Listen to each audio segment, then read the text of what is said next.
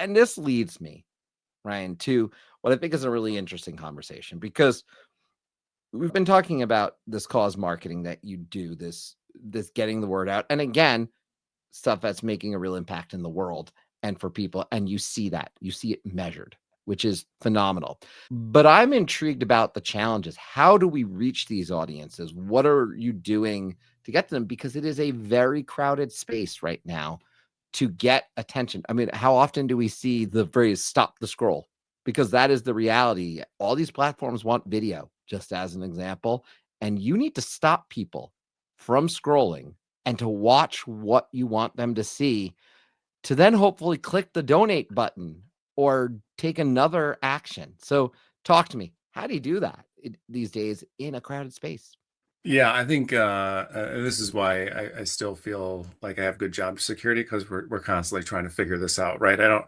This is another one of those things where, gosh, if someone had that answer and it was so simple, Yes. we'd probably be able to We would retire. be at But there would be no work. There'd be no work if there that would was be the no case. work, right? But I think first it's understanding to your question that the challenge is very real, and it's getting harder and harder and harder every single day, let alone year, to reach the target audiences. But it just so happens that in the nature of the work that we do, our target audience is the hardest audience to reach right now, which is Gen Z, right? Because they're the smartest consumers we've ever had, and they're also the hardest consumers we've ever had to get them to take an action, because they're they're very well informed. They will make decisions very, very quickly, quicker than anybody else, in the history of people that we've marketed to that are adults. So that's the challenge that we're up against, and the reason we are targeting 18 to 24, ideally, even though people can join,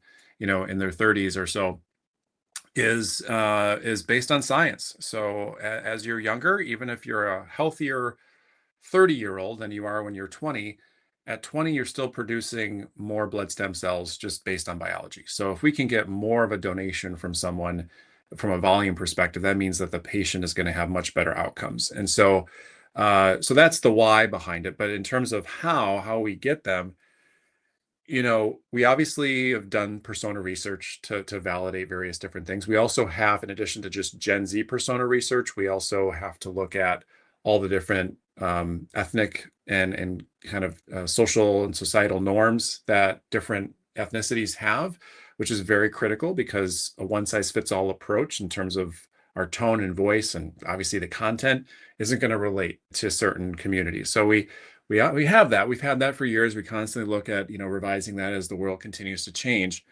So that's one thing, kind of a best practice. The other one is sort of the other constant one that is in our space all the time, which is continuing to make that video content snackable, continue to make that thumb scrolling content, connect with whoever's seeing it within the first few seconds to get them hooked in, right? What does that hook rate look like? So we're looking at all of this, but so that's good and that's important. But the thing that has been continues to be a challenge is, while we can go to on-campus events and talk to this audience in person, and we see them convert pretty good because we're there to talk to them, when it comes to online, it's a challenge because it's so noisy. So we've been just testing a lot of different things right now and learning and sort of resetting how we approach things. So keeping that snackable content in there, keeping that persona stuff in mind.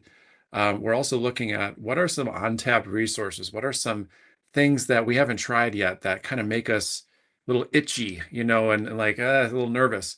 So we did, and this is a hot off the press kind of thing. We did a test just earlier this year with a virtual influencer. And she's one of the most widely known virtual influencers at this point in time. Her name's Lil Miquela. So she's not real, but she has a persona that is, I think she's 21, 22, I think technically, as she identifies right now. She's been around for a handful of years, has millions of followers between TikTok and Instagram. And our thought here was, what if we made a campaign around it's not real until it's real? So kind of giving a nod to, we're not saying she's real, but the what we do is very real. And if she can reach, knowing that her primary audience is a lot of Gen Zers, millions of them, If she can reach them through a story, through her lens around NMDP, not only will we get great awareness, which we definitely got, we got a lot of awareness from it, but could we get conversions? Could we get people to start signing up? Like you said, take that action. And we ran a couple month campaign on this.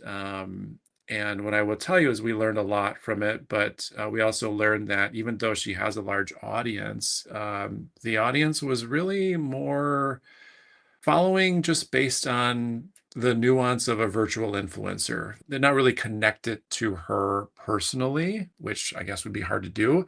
So there wasn't an emotional connection there, and they just weren't willing to see the full campaign as it was. And even just the action, we were asking, sometimes she would do a collab post with an actual patient, a little boy, Caden, and it was a great post, but people weren't taking action. And the comments were very positive, but people weren't taking action. So we learned a lot from that. But the point is like, we're willing, and that's what we have to do as organizations out there. We have to be willing to try new things. And we knew that there was no other nonprofit doing this right now. There was definitely no one in our space doing anything like this.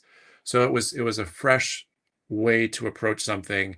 And I think the thing is, we know now, at least at this point in society right now, that's not where we should be. Like, the idea of reaching the audience through her was a smart idea in theory, but the audience isn't really taking that direction that we're looking to have them do. So now we're pivoting and focusing more on sort of a grassroots approach of leveraging really quick hitting pediatric patient stories and getting them on organic social, and just seeing how our current community gravitates to that, which they always do. And then when we start to get that organic kind of engagement, we then boost it to reach the core audience, that age group that we're looking to reach. And we're also tapping into our paid media funnel. So we're getting the people that are at the bottom of the funnel that are actually ready to convert, and hitting them with this sense of urgency post. So this is a new test that we're doing. It's a little bit more traditional. We've done stuff like this in the past, but we're refining it to be more snackable, more based off of those persona pieces. And I guess it's kind of more strategic. It's not really out there like a virtual influencer. And we anticipate seeing a little bit more ROI from that. So I think it's good to kind of stretch your wings a little bit, try something different, experiment, and being willing to fail, if you want to call it that, but also still stick to things that you think there's good data and insights that show it's going to work, because obviously those things likely will.